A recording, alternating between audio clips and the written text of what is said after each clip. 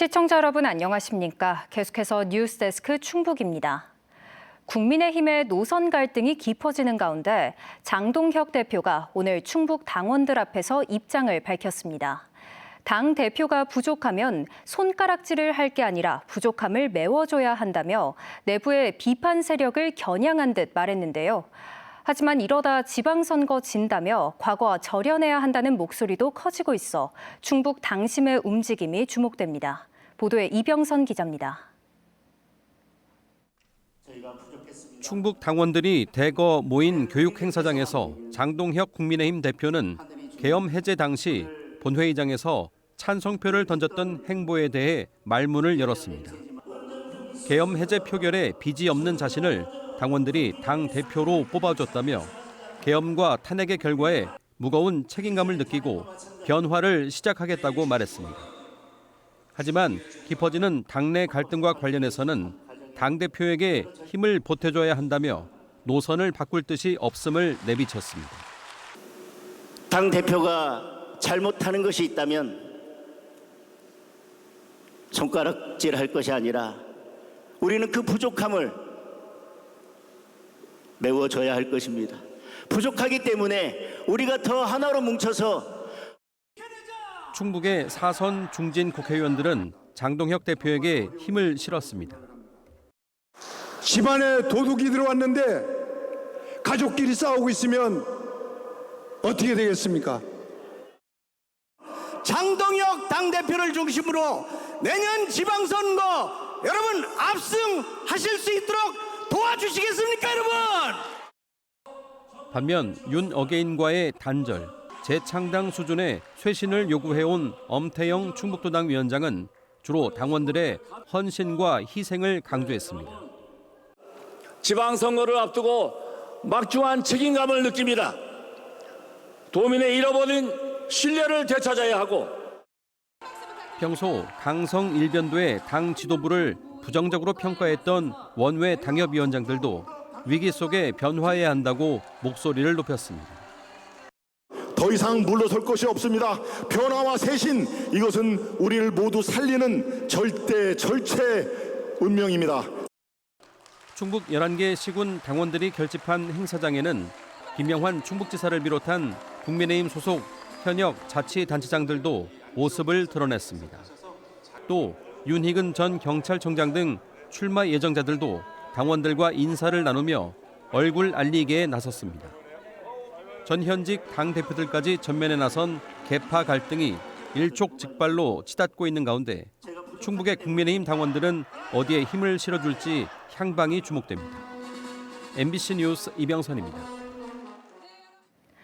돈봉투 수수 혐의를 받는 김영환 충북지사가 모레 경찰에 다시 출석합니다. 지난 10월 1차 소환 이후 두 번째입니다.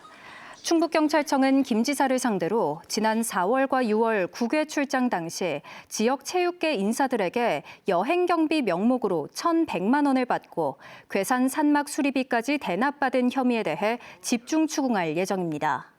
경찰은 김 지사가 이들에게 스마트팜 시설 운영권을 준 것이 대가성 특혜일 가능성이 있는 것으로 보고 청탁금지법 위반에 더해 뇌물 혐의 적용을 검토하고 있습니다.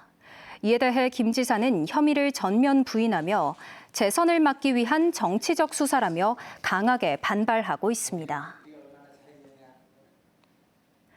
충주 학생수영부내 집단 성폭력 사건 가해 학생들에게 검찰이 중형을 구형했습니다.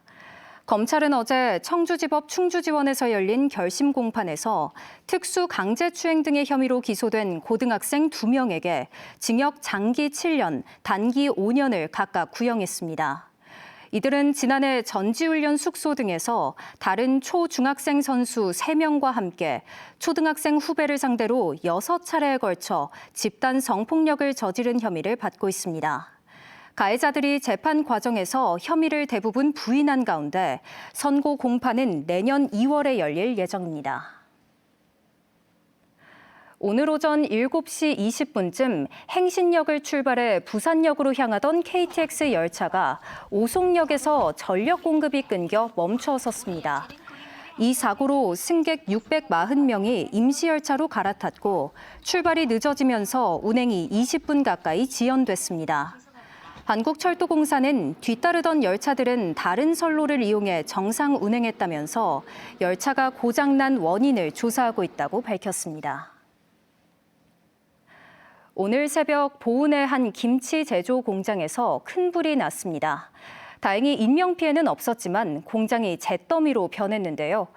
해당 업체는 연간 250억 원을 수출하고 국내 유명 제품을 위탁 생산하는 곳이라 당장 김치 공급에 비상이 걸렸습니다. 전유정 기자가 취재했습니다.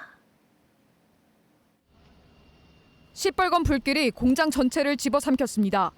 새까만 연기가 끝없이 하늘로 치솟습니다. 검게 그을린 공장 지붕은 불길에 주저앉았습니다. 오늘 새벽 3시 40분쯤 보은군 보은읍의 한 대형 김치 제조 공장에서 불이 났습니다.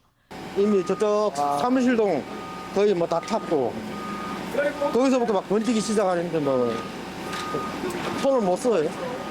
어떻게 할 수가 없더라고요. 기숙사에 있던 직원 19명은 대피해 인명피해는 없었습니다.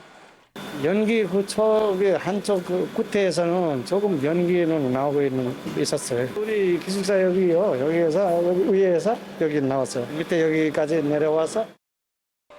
소방당국은 신고 접수 55분 만에 대응 1단계를 발령하고 인력 280여 명과 장비 50여 대를 투입해 진화에 나섰습니다. 하지만 화재에 취약한 샌드위치 패널 건물이 밀집한 구조 탓에 진화에 5시간 넘게 걸렸습니다. 공장이 보시다시피 샌드위치 판넬이랑 경량 판넬 구조로 되어 있기 때문에 화재가 빠르게 연소 확대돼서 그거를 잡기에 조금 어려운 점이 있었습니다. 이 불로 5천여 제곱미터 규모의 공장동과 사무동이 모두 불에 타 소방서 추산 최소 10억 원 이상의 피해가 났습니다. 김치의 재료를 보관하던 공장동 앞입니다. 대량으로 보관하던 고춧가루와 양파 등의 재료와 보관 용기가 이렇게 산처럼 쌓였습니다. 피해를 본 업체는 일본과 미국 등 10여 개국에 김치를 수출해 지난해에만 250억 원의 실적을 올린 지역의 대표 기업입니다. 또 국내 유명 김치 브랜드 제품의 OEM 생산도 맡고 있어 당장 납품 차질이 불가피해졌습니다. 수출이나 내주나 이런 것들에 대해서 납기도 맞춰야 될 것이고 그러다 보니까 좀 노력하고 있습니다. 지금 저희도 긴급 회의를 하고 있어서. 경찰과 소방당국은 다음 주 국립과학수사연구원과 합동 감식을 벌여 정확한 화재 원인과 피해 규모를 조사할 예정입니다. MBC 뉴스 전유정입니다. 지난해 충북 수주액 1위를 기록한 대흥건설의 회생 가능성이 커졌습니다. 서울회생법원은 지난 4월부터 법정 관리 중인 충주 대흥건설에 대해 오늘 회생 인가 결정을 내렸습니다. 이번 결정으로 대흥건설은 도산 위기에서 벗어났고 다음 달로 예정된 아스콘과 레미콘 등 관계사들의 회생 결정에도 긍정적인 영향을 미칠 전망입니다. 연매출 3천억 원 이상의 실적을 올리던 대흥건설은 금리와 원자재 가격 상승, 분양시장 위축에 따른 유동성 위기를 견디지 못하고 지난 4월 법정 관리에 들어갔습니다. 전동 킥보드를 타다 도로 하자로 인해 다쳤다면 관할 지자체에도 일부 배상 책임이 있다는 판결이 나왔습니다. 청주지법 민사 6단독은 횡단보도를 건너다 노면이 훼손돼 3cm가량 튀어나온 도로턱에 걸려 골절상을 입은 고등학생이 청주시를 상대로 낸 손해배상 청구 소송에서 470여만 원을 지급하라며 원고 일부 승소 판결했습니다.